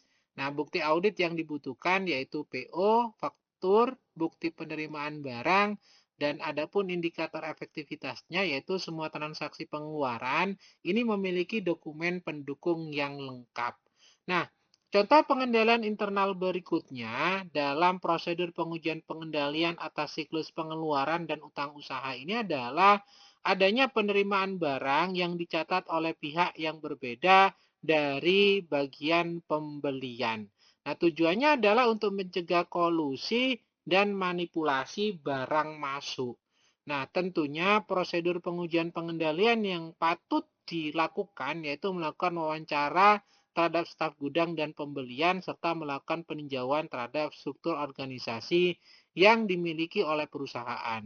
Nah, bukti audit yang dipergunakan atau dibutuhkan dalam hal ini adalah struktur organisasi, log penerimaan barang, dan adapun indikator efektivitasnya yaitu fungsi pembelian ini terpisah dengan fungsi penerimaan. Adapun contoh pengendalian internal berikutnya yang masih berhubungan dengan audit atas siklus pengeluaran dan utang usaha ini adalah otorisasi pembayaran itu dilakukan oleh manajemen keuangan. Tujuannya tentunya untuk memastikan bahwa pembayaran ini hanya untuk transaksi yang sah. Dan adapun prosedur pengujian pengendaliannya yaitu melakukan review dokumen pembayaran dan melakukan verifikasi tanda tangan otorisasi. Adapun bukti auditnya yaitu bukti pembayaran dan form otorisasi, dan indikator efektivitasnya yaitu semua pembayaran memiliki otorisasi yang sah. Nah, contoh pengendalian internal berikutnya yang masih berhubungan dengan audit atas siklus pengeluaran dan utang usaha, yaitu semua dokumen pembayaran ini diberi nomor urut yang tercetak atau pre-numbered. Nah, tujuannya adalah untuk menjamin bahwa tidak ada transaksi yang terlewat atau adanya transaksi ganda. Nah, bagaimana prosedur pengujian pengendaliannya? Yaitu dengan melakukan pemeriksaan terhadap urutan nomor dokumen serta melakukan uji kelengkapan dokumen berdasarkan urutan tersebut. Nah, bukti audit yang dibutuhkan adalah cek atau bukti transfer dan juga voucher pembayaran. Adapun indikator efektivitasnya yaitu tidak ada nomor yang loncat atau terjadinya nomor yang diduplikasi. Nah, contoh pengendalian internal berikutnya masih terkait dengan audit atas siklus pengeluaran dan utang usaha, yaitu adanya rekonsiliasi utang yang dilakukan secara rutin dengan vendor. Ini tujuannya tentunya menjamin keakuratan saldo utang usaha. Nah, bagaimana caranya? Yaitu dengan melakukan review laporan rekonsiliasi vendor dan mencocokkan dengan buku besar utang. Nah, bukti auditnya apa? Yaitu melakukan konfirmasi saldo vendor, melakukan rekonsiliasi, dan mengecek yang namanya buku besar. Artinya butuh yang namanya buku besar sebagai bentuk bukti audit. Nah, indikator efektivitasnya yaitu selisihnya kecil atau tidak ada selisih sama sekali, dan itu pun kalaupun ada selisih diselesaikan secara segera. Nah, contoh pengendalian internal berikutnya yaitu akses sistem pembelian dan pembayaran dibatasi hanya untuk personel yang berwenang saja. Tujuannya apa? Yaitu untuk mencegah perubahan atau input yang tidak sah. Nah, adapun prosedur pengujian pengendaliannya melakukan peninjauan hak akses user system serta melakukan uji pembatasan akses secara langsung. Nah, bukti audit yang dibutuhkan yaitu daftar user dan log system. Sedangkan indikator efektivitasnya yaitu tidak ada aktivitas sistem dari user yang tidak berwenang. Contoh yang terakhir terkait dengan pengendalian internal masih dalam bahasan mengenai prosedur pengujian pengendalian atas audit atas siklus pengeluaran dan utang usaha, yaitu adanya pemeriksaan internal atas transaksi pengeluaran secara berkala. Tujuannya yaitu mendeteksi adanya penyimpangan atau terjadinya fraud sejak dini. Nah, apa yang harus dilakukan terkait dengan prosedur pengujian pengendalian ini, yaitu melakukan review laporan audit internal, serta melakukan verifikasi tindak lanjut temuan. Nah, bukti audit yang dibutuhkan adalah laporan audit internal serta adanya follow up terhadap hasil audit tersebut. Nah, indikator efektivitasnya yaitu semua temuan ditindaklanjuti secara tepat waktu dan lengkap. Selanjutnya masih terkait dengan prosedur pengujian pengendalian. Dalam hal ini contoh untuk audit atas ekuitas pemegang saham, di mana kita ketahui bahwa prosedur pengujian pengendalian dalam audit atas ekuitas pemegang saham ini bertujuan untuk memastikan bahwa seluruh transaksi terkait dengan ekuitas ini telah dilakukan secara sah, dicatat dengan akurat, dan diungkapkan sesuai standar akuntansi. Nah, dalam hal ini, auditor melakukan pengujian pengendalian atas ekuitas pemegang saham ini bertujuan untuk menilai apakah pengendalian atas penerbitan, pembayaran dividen, dan perubahan modal ini berjalan secara efektif. Selain itu, memastikan bahwa seluruh transaksi ekuitas saham itu terdokumentasi dan sesuai dengan peraturan perundang-undangan yang berlaku, termasuk dalam hal ini yaitu Undang-Undang Perseroan Terbatas dan aturan mengenai otoritas jasa keuangan. Dalam hal ini, jika perusahaan tersebut itu menjadi emiten yang terdapat dalam Bursa Efek Indonesia. Dan yang berikutnya, yang ketiga adalah untuk memberikan keyakinan bahwa penyajian akun ekuitas ini di laporan keuangan bebas dari salah saji material. Adapun contoh pengendalian internal yang berkaitan dengan prosedur pengujian pengendalian atas ekuitas pemegang saham, yang pertama adalah penerbitan saham harus disetujui oleh rapat umum pemegang saham dan direksi. Tujuannya adalah untuk menjamin legalitas dan keabsahan penerbitan saham baru, sehingga dalam hal ini prosedur pengujian pengendalian yang dilakukan yaitu melakukan review risalah rapat umum pemegang saham serta melakukan verifikasi dokumen penerbitan saham. Adapun bukti auditnya adalah risalah RUPS atau risalah rapat umum pemegang saham, akta notaris, serta sertifikat saham. Adapun indikator efektivitasnya yaitu semua penerbitan saham ini harus tercatat sesuai keputusan RUPS dan akta notaris. Dan dalam hal ini tidak ada penerbitan tanpa adanya persetujuan. Nah, contoh berikutnya terkait dengan pengendalian internal masih dalam audit atas ekuitas pemegang saham, yaitu adanya pencatatan modal di setor yang dilakukan oleh bagian akuntansi secara terpisah dari bagian kas. Tujuannya adalah menjaga akurasi pencatatan dan mencegah adanya manipulasi. Adapun prosedur pengujian pengendalian yang dilakukan yaitu melakukan wawancara staf akuntansi dan keuangan serta melakukan peninjauan terhadap struktur organisasi. Dan dalam hal ini bukti audit yang dibutuhkan yaitu struktur organisasi serta job description-nya. Dan adapun indikator efektivitasnya yaitu tidak ada rangkap fungsi antara bagian pencatatan akuntansi dan pemegang kas. Serta dalam hal ini pencatatan itu dilakukan sesuai dengan dokumen sumber. Nah, contoh berikutnya berkaitan dengan pengendalian internal masih terkait dengan audit atas ekuitas pemegang saham adalah pembayaran dividen itu dilakukan berdasarkan keputusan rapat umum pemegang saham. Tujuannya adalah untuk menjamin bahwa dividen itu dibayarkan hanya jika disetujui. Adapun prosedur pengujian pengendalian yang patut dilakukan adalah melakukan verifikasi keputusan pembagian dividen serta melakukan review dokumen pembayaran dividen tersebut. Dan bukti auditnya yaitu berupa risalah RUPS serta bukti pembayaran dividen. Adapun indikator efektivitasnya yaitu seluruh pembayaran dividen sesuai dengan keputusan RUPS serta tidak ada dividen yang dibayarkan tanpa adanya otorisasi.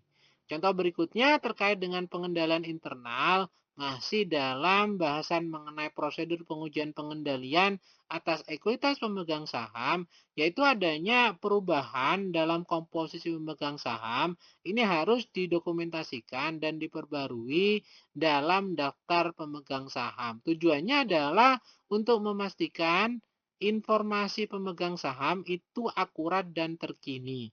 Sedangkan prosedur pengujian pengendaliannya yaitu melakukan inspeksi daftar pemegang saham dan melakukan pencocokan dengan dokumen transaksi saham. Dalam hal ini, bukti audit yang dibutuhkan adalah daftar pemegang saham dan dokumen jual beli saham. Sedangkan indikator efektivitasnya yaitu daftar pemegang saham selalu mutakhir dan sesuai dengan dokumen transaksi yang sah. Nah, contoh berikutnya terkait dengan pengendalian internal untuk audit atas ekuitas pemegang saham adalah otorisasi atas transaksi modal buyback atau penerbitan saham preferen ini dilakukan oleh manajemen puncak. Tujuannya apa? Yaitu untuk menghindari adanya tindakan tidak sah atau melanggar kepentingan pemegang saham. Sehingga prosedur pengujian pengendalian yang perlu dilakukan adalah melakukan review otorisasi atas transaksi modal dan membandingkan dengan kebijakan perusahaan. Adapun bukti auditnya yaitu surat keputusan direksi dan laporan transaksi modal. Adapun indikator efektivitasnya yaitu semua transaksi modal itu disertai dokumen otorisasi resmi dan tidak ada transaksi tanpa adanya persetujuan dari pihak manajemen. Contoh berikutnya mengenai pengendalian internal yang berhubungan dengan prosedur pengujian pengendalian atas ekuitas pemegang saham adalah penyesuaian akun ekuitas, baik itu saldo laba, cadangan, ataupun revaluasi. Ini dilakukan berdasarkan bukti dan berdasarkan pada kebijakan akuntansi yang berlaku. Tujuannya adalah untuk menjamin mengenai kewajaran dalam penyajian akun ekuitas di dalam laporan keuangan. Nah, prosedur yang perlu dilakukan dalam pengujian pengendalian ada melakukan verifikasi jurnal penyesuaian serta melakukan review terhadap dokumen pendukungnya.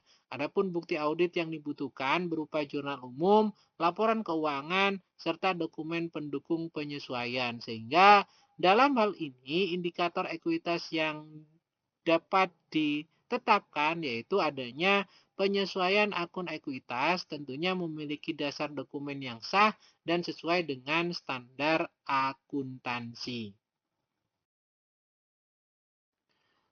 Dari bahasan yang telah dilakukan mengenai pengujian pengendalian atau compliance test ini, maka kita dapat menyimpulkan bahwa pengujian pengendalian atau compliance test ini merupakan prosedur penting dalam audit atau pemeriksaan akuntansi yang dilakukan untuk menilai sejauh mana pengendalian internal perusahaan itu berfungsi dengan baik. Nah, jika terbukti efektif, maka dalam hal ini auditor bisa mengurangi pengujian substantifnya. Namun jika tidak, maka dalam hal ini auditor harus melakukan prosedur tambahan untuk memastikan tidak ada salah saji material dalam laporan keuangan. Kalau kita lebih jabarkan mengenai efektivitas tersebut yaitu jika pengendalian tidak efektif, maka dalam hal ini auditor tidak dapat mengandalkan sistem pengendalian internal. Sehingga dalam hal ini resiko pengendalian itu meningkat, sehingga dalam hal ini perlu pengujian substantif untuk ditingkatkan. Dan auditor perlu untuk melakukan lebih banyak prosedur langsung pada data dan transaksi untuk menghindari yang namanya salah saji material. Namun jika pengendalian ini efektif, maka dalam hal ini auditor dapat mengurangi tingkat pengujian substantif dan menunjukkan bahwa perusahaan ini memiliki sistem internal yang baik dan dapat dipercaya. Pembahasan berikutnya adalah terkait dengan pengujian substantif atau substantif test, atau mungkin kita juga mengenalnya sebagai pengujian kewajaran. Apa itu pengujian substantif? Pengujian substantif ini merupakan prosedur audit yang dilakukan untuk mendeteksi adanya salah saji material dalam laporan keuangan, baik yang disebabkan oleh kesalahan maupun kemungkinan terjadinya kecurangan. Nah, pengujian ini dilakukan terlepas dari efektivitas pengendalian internal dan digunakan untuk mengumpulkan bukti audit yang relevan dan cukup. Nah, dalam hal ini, untuk pengujian substantif, ini disebut juga sebagai pengujian kewajaran. Kenapa? Karena bertujuan untuk menilai apakah saldo akun atau transaksi dan juga pengungkapan ini telah disajikan secara wajar sesuai dengan standar akuntansi yang berlaku. Sehingga dalam hal ini, tujuan dari dilakukannya pengujian substantif ini adalah yang pertama memastikan kewajaran saldo akun dalam laporan keuangan, dan yang kedua adalah mendeteksi salah saji material pada asersi manajemen, dan yang ketiga adalah mendukung opini auditor terhadap laporan keuangan, dan yang keempat memberikan bukti audit yang cukup dan tepat sebagai dasar opini, serta menilai apakah laporan keuangan yang disajikan secara wajar ini sesuai dengan prinsip akuntansi yang berlaku. Terdapat 5 komponen berkaitan dengan asersi manajemen yang diuji pada saat dilakukannya pengujian substantif. Yang pertama adalah berkenaan dengan eksistensinya atau keberadaannya, di mana dalam hal ini mengukur atau menguji apakah aset ataupun liabilitas ini benar-benar ada. Sedangkan asersi berikutnya yaitu berkenaan dengan kelengkapan. Dalam hal ini apakah semua transaksi itu telah dicatat atau tidak. Dan yang ketiga yaitu berkaitan dengan hak dan kewajiban, di mana dalam hal ini tentunya kaitannya apakah entitas atau perusahaan tersebut itu memiliki hak atau kewajiban atas aset atau terhadap yang namanya liabilitas. Dan yang tentunya paling penting dalam hal ini berkaitan dengan adanya valuation atau penilaian. Apakah aset atau liabilitas ini telah dinilai secara tepat. Hingga dalam hal ini perlu untuk melakukan pengujian substantif. Nah, yang terakhir yaitu terkait dengan penyajian dan pengungkapan, apakah akun yang disajikan dan diungkapkan itu dengan benar. Nah, itulah 5 hal yang menjadi fokus utama dalam pengujian substantif. Terkait dengan komponen dalam pengujian substantif, ini ada 2, yaitu yang pertama adalah prosedur analisis substantif, di mana dalam hal ini auditor itu menganalisis hubungan antara data keuangan dan data non-keuangan untuk mengidentifikasi adanya penyimpangan yang tidak biasa. Contoh dalam hal ini adalah membandingkan margin laba kotor tahunan ini dengan tahun sebelumnya. Sedangkan komponen pengujian substantif yang kedua yaitu pengujian rinci atau test of detail, di mana dalam hal ini auditor itu memeriksa secara langsung bukti transaksi dan saldo akun. Contohnya yaitu memeriksa faktur penjualan, memeriksa kontrak, memeriksa bukti penerimaan kas, memeriksa perhitungan penyusutan, dan lainnya. Untuk penjelasan detailnya mengenai prosedur analisis substantif terkait dengan komponen pengujian substantif ini, yaitu bahwa auditor itu menganalisis hubungan antara data keuangan dan data non-keuangan untuk mengidentifikasi penyimpangan yang tidak biasa. Sehingga dari analisis hubungan tersebut itu akan diketahui apakah ada penyimpangan yang tidak biasa atau tidak. Nah, yang dilakukan biasanya berupa analisis tren, rasio, atau hubungan logis antara data keuangan dan data non-keuangan untuk mengidentifikasi adanya anomali atau penyimpangan tersebut. Nah, dalam hal ini, auditor dapat menggunakan prosedur sebagai pengujian utama jika hasilnya itu sangat dapat diprediksi dan dapat diandalkan. Contoh berkaitan dengan prosedur analitik substantif ini yaitu membandingkan margin laba kotor tahun ini dengan tahun sebelumnya.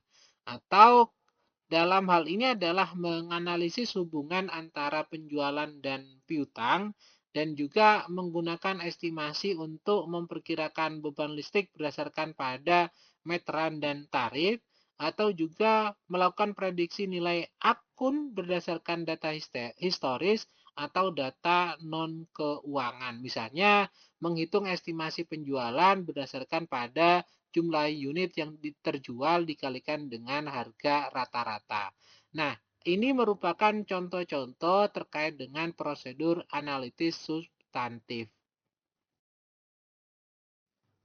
Sedangkan terkait dengan pengujian rinci, dalam hal ini auditor memeriksa langsung bukti transaksi dan saldo akun, atau dalam hal ini audit langsung terhadap transaksi individu, baik itu saldo akun ataupun pengungkapan tertentu.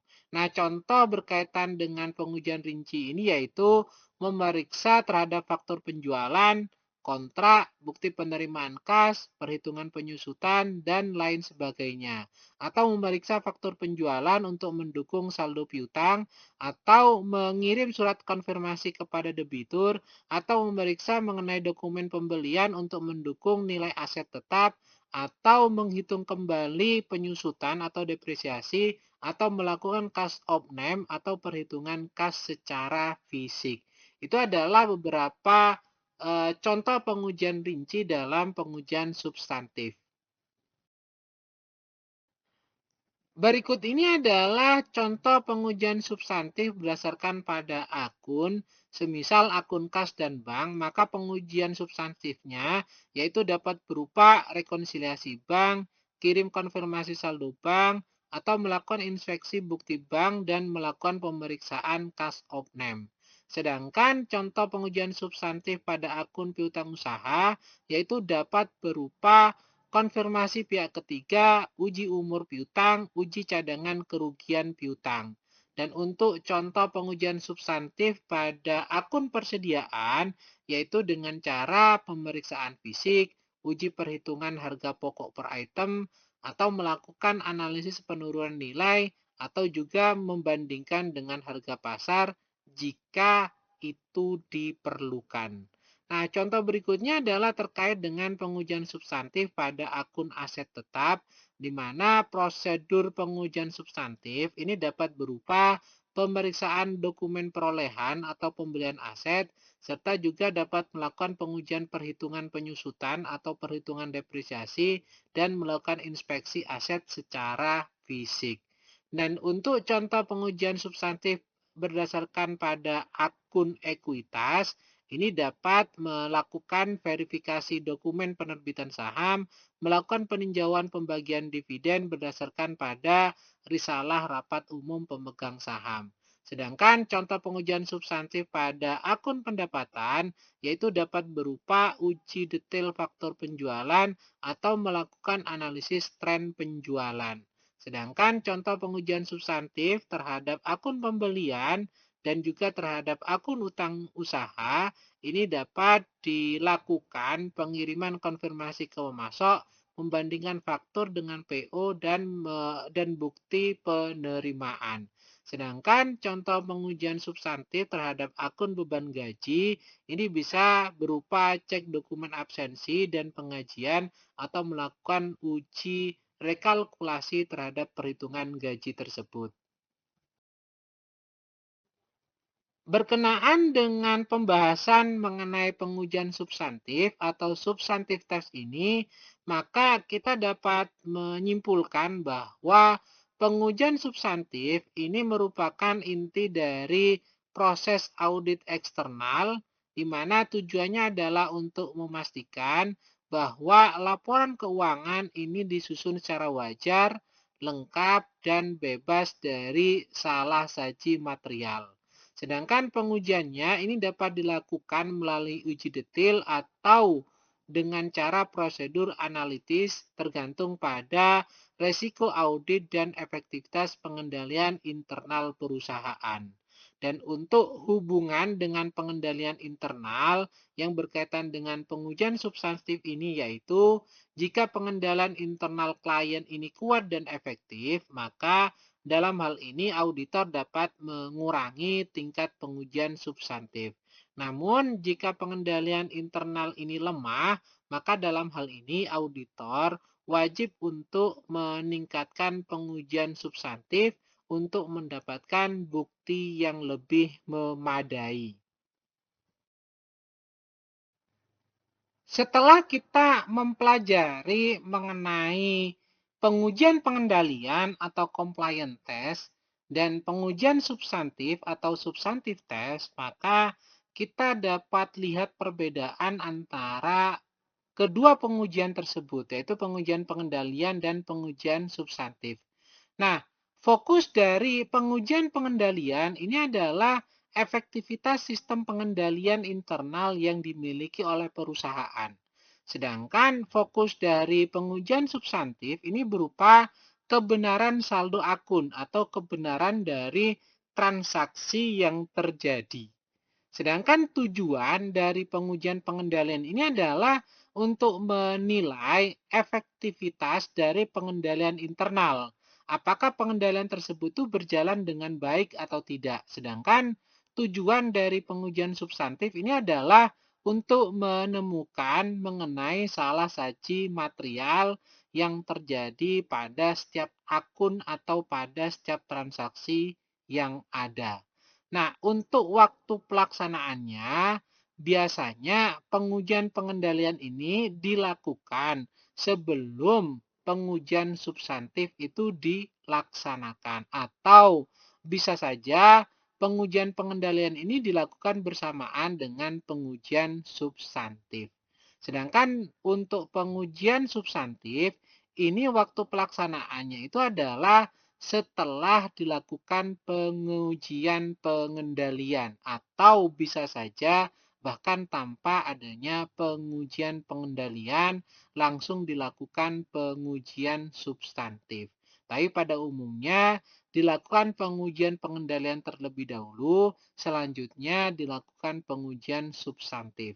Sedangkan untuk jenis prosedur dalam pengujian pengendalian ini dapat berupa observasi, inspeksi, wawancara, reperformance atau pelaksanaan ulang, rekayasa ulang terhadap mekanisme yang telah dijalankan untuk mengukur apakah pengendalian internal perusahaan itu berjalan efektif atau tidak. Dan untuk jenis prosedur pada pengujian substantif, ini biasanya berupa uji detail dan juga bisa berupa prosedur analitis. Nah, contoh misalnya terkait dengan pengujian pengendalian adalah memeriksa apakah faktur itu telah disetujui oleh manajer. Nah, ini kaitannya dengan pengendalian internal. Apakah faktur tersebut itu mendapatkan otorisasi dari pihak tertentu. Sedangkan contoh dalam pengujian substantif, dalam hal ini memeriksa bahwa apakah nilai faktur itu terdapat dalam laporan keuangan. Apakah nilainya benar dan sudah disajikan sesuai dengan standar akuntansi yang berlaku. Sebagai penutup, untuk materi dan penjelasan detail mengenai pertemuan kali ini yang membahas mengenai metodologi audit, maka dapat dilihat pada link yang telah tersedia. Mungkin itu dulu paparan yang dapat saya sampaikan. Mudah-mudahan dapat dipahami dengan baik. Bila ada hal yang kurang berkenan, saya mohon maaf sebesar-besarnya. Saya akhiri, wabillahi taufik wal hidayah. Wassalamualaikum warahmatullahi wabarakatuh. Jangan lupa untuk selalu menjalankan pola hidup sehat dan bersih. Semoga Tuhan Yang Maha Esa selalu menganugerahkan kesehatan kepada kita semua. Amin. Terima kasih.